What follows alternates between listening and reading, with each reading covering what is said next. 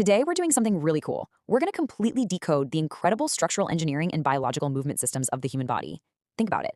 Every single time you take a step or wave your hand or, even just nod your head, you are relying on this incredibly complex network of biological hinges and connections called joints or articulations. So let's just pop the hood right now and see exactly how these connections give us our stability, our support, and really just the sheer miracle of human movement.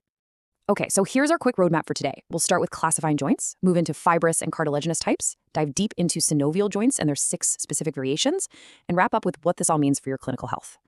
All right, part 1, classifying human body joints. To truly wrap our heads around human movement, we first need to figure out how we actually categorize these biological hinges. So scientists look at joints in 2 totally distinct ways. It's kind of like looking at a car. On one hand, we've got the structural classification. This is the hardware, right? What is the connecting tissue actually made of? And is there a cavity inside the joint? This gives us 3 types: fibrous, cartilaginous, and synovial joints. But then, on the other hand, we have the functional classification. This is all about the output. How much movement does this thing actually allow? And for that, we use terms like synarthrosis for totally immovable joints, amphiarthrosis for slightly movable ones, and diarthrosis for those that are freely movable. Moving into Section 2, fibrous and cartilaginous joints. Let's start by looking at the absolute most restrictive joints in your body to see how they build our baseline of stability. Think of fibrous joints as the body's ultimate biological superglue. Seriously, these things are bolted down. The bones here are connected incredibly tightly by fibrous connective tissue, and there's absolutely zero joint cavity. Because their one and only job is to provide massive structural stability, they allow basically zero movement. Functionally, that makes them a synarthrosis. A perfect everyday example of this, the sutures in your skull. They knit those cranial bones tightly together to act as a permanent helmet for your brain. But here's a crazy little fact for you. There is a fibrous joint you literally interact with every single time you eat, the Gomphosis, or the peg and socket joint. I mean, you probably don't think of your teeth as joints, right? But a tooth sitting firmly inside its alveolar socket is, technically, functionally classified as an immovable fibrous joint. The ligaments there just hold it rigidly in place. All right, stepping up just a tiny bit in the mobility department, we run into cartilaginous joints. So here, the bones are connected by cartilage. Still no joint cavity, but they give us a really vital feature: shock absorption. Functionally, these guys are amphiarthrosis, which just means they allow a limited, slight amount of movement.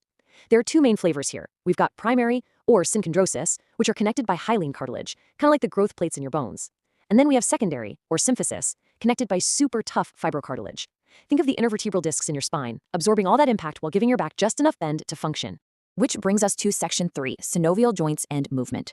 The really crucial takeaway here is that when you and I think about everyday movement, like running to catch a bus or throwing a ball, we are almost entirely talking about these highly dynamic joints. Synovial joints are by far the most common joints in your body, and honestly, they're absolute engineering marvels. Unlike the glue-like joints we just covered, synovial joints feature a fully enclosed, complex joint cavity. And inside that cavity, it's lined with a membrane that secretes this slippery, lubricating synovial fluid. The bone ends themselves are capped off with smooth articular cartilage, wrapped up securely in a fibrous capsule, and strapped in by ligaments. Some even have extra built-in shock absorbers, like menisci or bursae. Functionally, these are our diarthroses. They are freely movable and designed for incredibly smooth, frictionless action.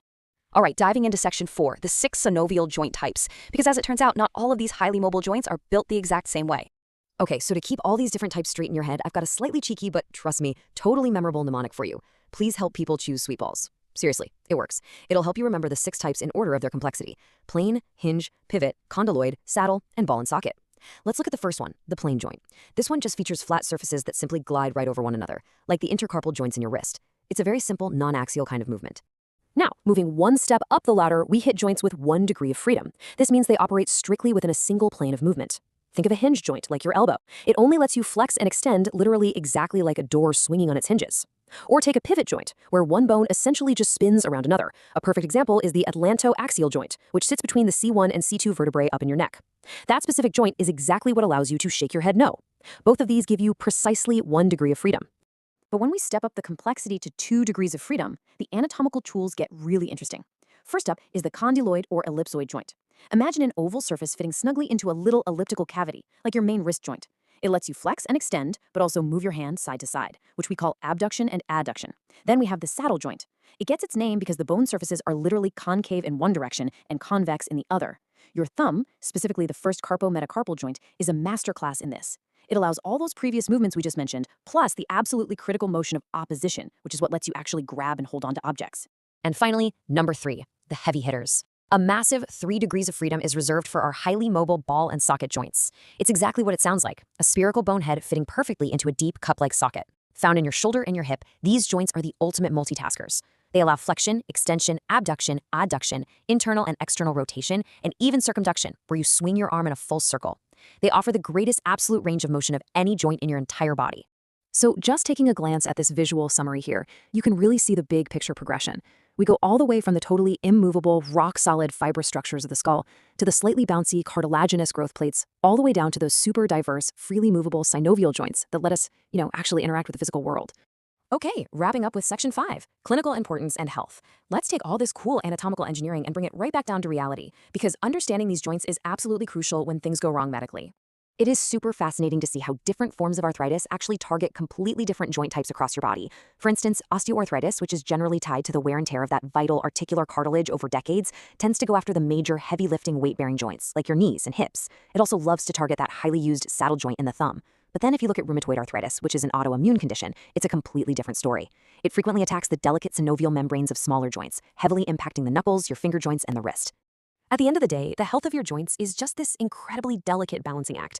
On one extreme, we have joint hypermobility, where loose ligaments give you way too much range of motion. On the complete opposite end is joint contracture, where shortened, tight soft tissues severely limit your movement. Ultimately, keeping everything stable relies on 4 main pillars: the actual physical shape of the bone surfaces, the tensile strength of your ligaments, your underlying muscle tone, and the overall integrity of the joint capsule holding it all together. So, thinking back on all this incredible biological engine, your shoulder is amazingly mobile, but it's super prone to popping out of place, right? Whereas those rigid little sutures in your skull can take a huge hit without moving an inch. So based on their degrees of freedom, which of your joints do you think is actually the most vulnerable to injury? Keep that trade-off between absolute structural freedom and necessary stability in mind as you move through the world today.